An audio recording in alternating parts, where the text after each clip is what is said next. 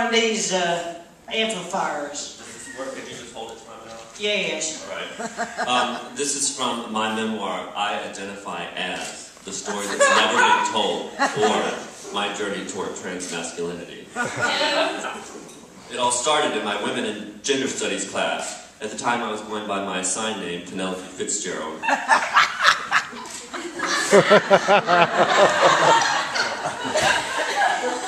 Alright, so lost my sense of humor along the way. You'll have to forgive me.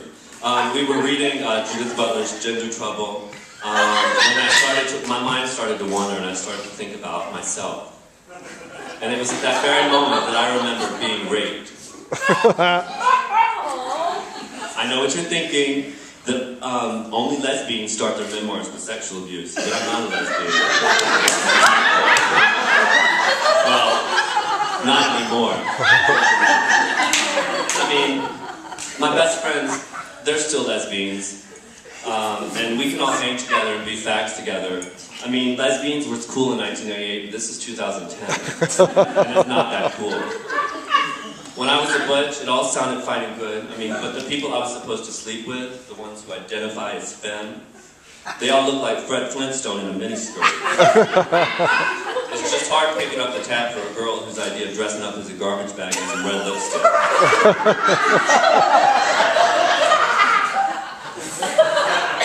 Like all people who are quote-unquote born that way, I was bitter as a lesbian. No reason to be happy, and no funny stories to tell at parties or academic receptions. But now that I've entered my transition period, that's all changed. I'm not boring no more because now I've got a story to tell. The story that's never been told, the story I bring to you today, the story of my transmasculinity. Bear with me as I take you through my transition, through all the oily twists and turns of my second pubescent period. The new sexual experiences that blossomed for me and my other tranny boy brothers as we became faggots with and for each other. The snares and all the ugly glares of the lesbian femmes who stood by watching us, wanting us, hating us for taking all of their unhappy butches and turning them into strange little men.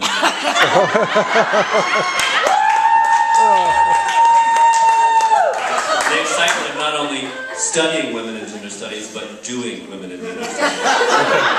The thrill of moving from one pronoun to the other.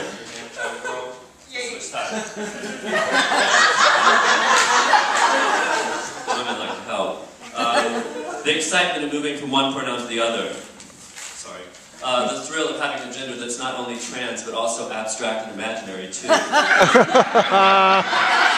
are the lost boys. And all those pioneers, the early ones of transmasculinity, you know, Janet Reno. That's fucked up, it's not funny. Brandon Tina, Alan Cumming, they all let us out of the confines of the queer LGBTIQ community and created for us the fantasy wonderland where up is down, down is up, and being a man is a game any number can play. All you need, girls, is a degree from Smith or Barnard, a prescription for testosterone, a newsboy cap, and a huge chip on your shoulder. Won't you join me and the boys as we ride the great tranny train of freedom? Yeah! And now I'm going to introduce my co-panelists here. I like you. They can't help it. On the Memoirs from the Margins open plenary session, Marguerite Baker is going to be reading from her memoir and also her what do you call it, a thesis paper for her associate's degree in women and gender studies from Lima State Community College. I'm gonna go get it for her.